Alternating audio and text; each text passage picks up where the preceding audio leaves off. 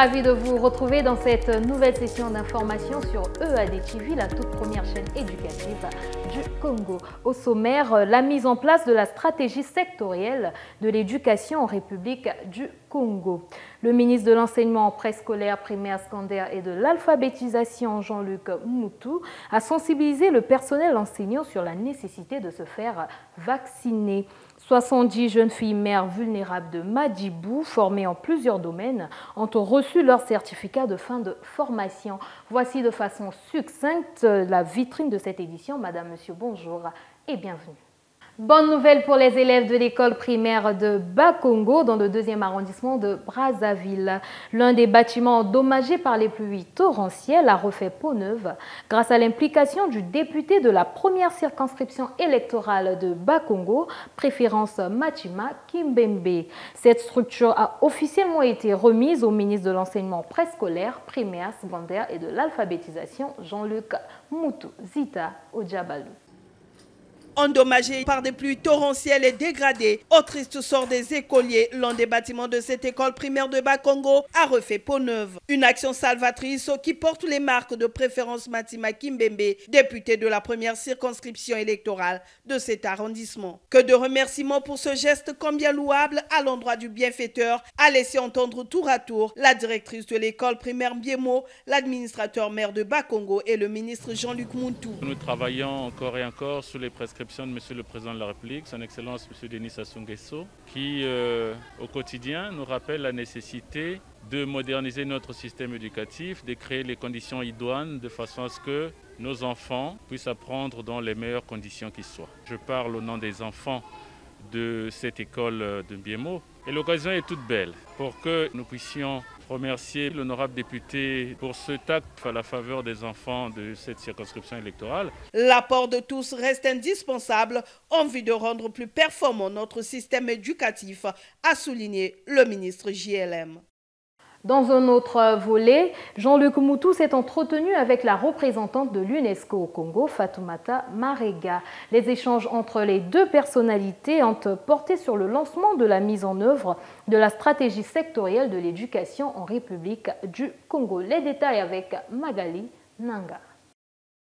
Il s'est agi au cours de cet entretien de mettre en place un plan de travail pour mener à bien ce projet commun qui sera bientôt mis en œuvre. Jean-Luc Moutou et Fatoumata Marega ont défini la stratégie du gouvernement pour promouvoir une éducation de qualité pour tous. Quelque temps, nous sommes venus annoncer ici que l'UNESCO, avec la communauté internationale, donc on avait mobilisé un fonds au titre du partenariat mondial pour l'éducation pour appuyer la mise en œuvre donc de la stratégie sectorielle de l'éducation et de la formation qui a été développée et endossée par la République du Congo. Alors donc nous sommes aujourd'hui dans la phase de lancement de ce projet qui va durer 4 ans et c'est un projet qui est financé par le partenariat mondial pour l'éducation qu'on appelle le PME, dont l'UNESCO est membre, l'UNICEF, certains pays bilatéraux, certaines organisations aussi bilatérales et multilatérales. Voilà, alors donc c'est à hauteur de 10,7 millions de dollars des États-Unis pour financer les 3 premières années de la mise en œuvre de la stratégie sectorielle de l'éducation et de la formation. Et donc, il s'articule sur 3 composantes. Vous avez une composante accès, vous avez une composante qualité et vous avez une composante qui s'occupe un peu de l'efficience et de la gouvernance, donc qui va s'occuper un peu de tout ce qui est pilotage du système. L'UNESCO accompagne le Congo depuis des années pour atteindre l'objectif stratégique de l'éducation. Ouvrant le chapitre santé par la communication du ministre de l'Enseignement préscolaire, primaire, secondaire et de l'alphabétisation. Jean-Luc Moutou a exhorté le personnel enseignant sur la nécessité de se faire vacciner contre le coronavirus. Love Pana. Depuis l'apparition du coronavirus au Congo en mars dernier, le gouvernement congolais ne ménage aucun effort pour arrêter sa propagation. On peut le rappeler, dans notre pays, le premier cas dépisté a été fait le 14 mars 2020. Et il s'en était suivi dans notre pays des dispositions qui avaient été prises par le gouvernement de la République. Une déclaration d'état d'urgence, un couvre-feu avait été mis en place Un confinement de l'ensemble du pays également avait été mis en place par la Task Force. Le ministère de l'enseignement préscolaire, primaire, secondaire et de l'alphabétisation a élaboré pour son compte les stratégies pour lutter contre cette pandémie. La mise en place des samedis de la vaccination, mécanisme au travers duquel nous espérions amener l'essentiel de notre personnel du système éducatif à sacrifier à cet exercice de vaccination, soit directement au niveau du cabinet, soit au niveau du lycée de la Révolution où un site de vaccination avait été mis en place. Des mesures très strictes seront prises en cette fin du mois de novembre dans les administrations publiques, a-t-il ajouté au finish.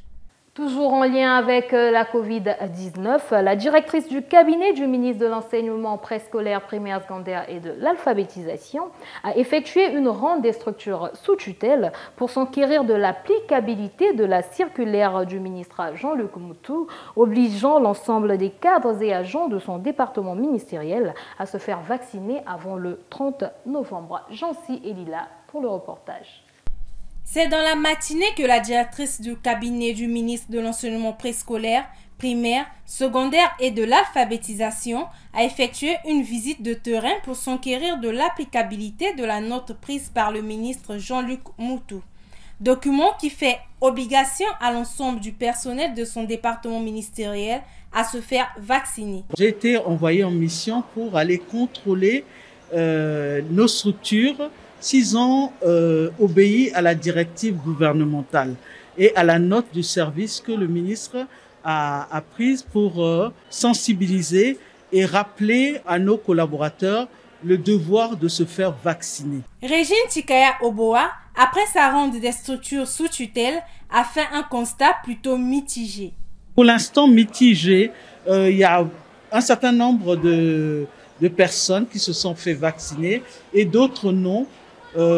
Pour plusieurs raisons. Certains qui se sont fait vacciner n'ont pas encore reçu leur passe sanitaire parce que ceux-là se sont fait vacciner dans les centres médicaux de quartier. Donc, ils n'ont pas encore reçu leur passe sanitaire. Mais ceux qui se sont fait vacciner dans le cadre de samedi de la vaccination ont présenté leur passe normalement. Du reste, elle a exhorté le personnel à adhérer massivement à la vaccination. Le personnel du ministère doit s'engager à se faire vacciner parce qu'il s'agit d'un engagement personnel, mais en même temps un engagement collectif. C'est-à-dire que chacun de nous doit se faire vacciner pour nous protéger les uns les autres parce que c'est un effort collectif. Il faut que le collectif joue le jeu. C'est pas une seule personne. Il faut que tout le monde se fasse vacciner ou présente un test PCR négatif pour pouvoir protéger l'environnement dans lequel nous travaillons. Avec la création des centres de vaccination dans les différentes structures d'enseignement, Régine Tikaya Oboa invite tout le personnel du ministère de l'Enseignement préscolaire, primaire, secondaire et de l'alphabétisation à se faire vacciner avant la date édictée par l'État. Je l'ai dit dès l'entame de ce journal, au total, 70 jeunes filles mères vulnérables de Madjibou dans le 8e arrondissement de Brazzaville ont reçu leur certification. Elles ont été formées en coiffure, esthétique et couture d'ameublement, pour ne citer que cela, dans le cadre du projet d'accompagnement à l'autonomisation de la jeune fille mère vulnérable de Madjibou. La cérémonie de fin de formation a également marqué la fin de ce projet, initié par l'administrateur maire de cet arrondissement. Magali Nanga signe ce reportage. Elles ont été formées dans le cadre du projet d'accompagnement à l'autonomisation de la jeune fille mère vulnérable de Madjibou, projet initié par l'administrateur maire de Madjibou et mis en œuvre par l'Association des acteurs d'insertion et du développement de Zaïdé. Financé par le programme de fonds d'auto-assistance de l'ambassade d'Amérique en République du Congo à hauteur de $5 000, ce projet a duré 10 mois. C'est l'aboutissement d'un long processus d'accompagnement de 70 jeunes filles mères vulnérables vivant dans l'arrondissement 8 Madjibou qui a démarré en janvier 2021. Et ce projet, il faut le rappeler, s'inscrit dans le cadre du programme d'autonomisation de la femme, dont l'objectif consiste à permettre à la jeune fille vulnérable de créer et de développer une activité génératrice de revenus.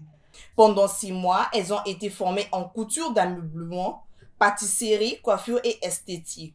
Une formation dont l'objet a été de permettre à la jeune fille mère vulnérable de créer et de développer une activité génératrice de revenus.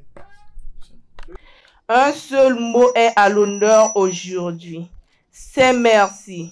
Merci de nous avoir fait confiance.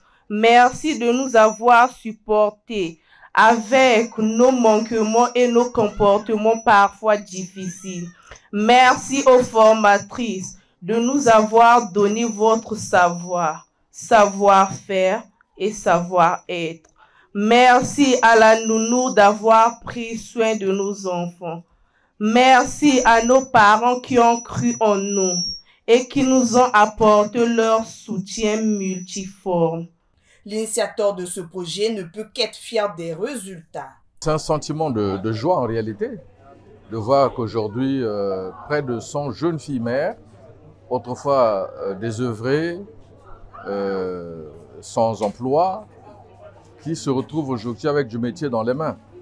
Question donc de les valoriser et donc de garantir leur autonomisation pour que la femme ne soit pas comme toujours celle qui assiste, mais qui doit accompagner avec les moyens qu'il faut. Donc nous venons par là d'accompagner par ce fait la politique du président de la République. Nous sommes en train de poursuivre la marche à travers cet acte-là. Au finish, il a pris l'engagement d'œuvrer pour accompagner toute initiative qui contribue au bien-être social. Les étudiants congolais seront désormais formés en intelligence artificielle grâce à Vision Métrique, un cabinet conseil d'études et de formation en économétrie. Cette structure a fait l'objet d'une présentation projection à l'appui le 22 novembre 2021. L'assistance, composée essentiellement des universitaires et des étudiants, a été édifiée sur les missions de Vision Métrique. Retrouvons Magali Nanga. Un cabinet conseil qui peut être différent des autres en ce sens qu'il se focalise dans la formation des métiers innovants, des métiers qui se résument en 4 départements essentiels. Nous proposons donc à tous les chercheurs, les étudiants congolais qui veulent aller poursuivre des études en Chine d'être conseillés. Comment ça se passe là-bas, comment faire des inscriptions.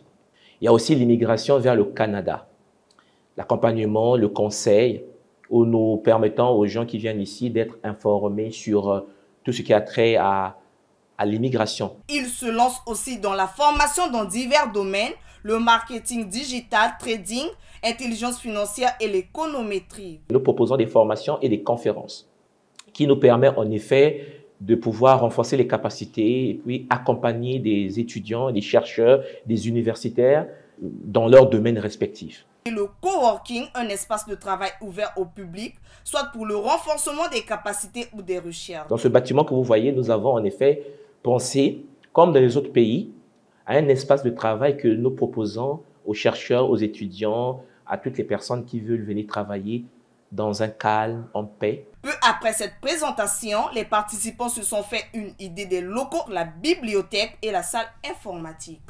Ainsi donc s'achève ce journal que j'ai eu le plaisir de vous présenter. L'actualité continue sur EAD TV. Merci à la grande équipe technique et rendez-vous dans nos prochaines éditions.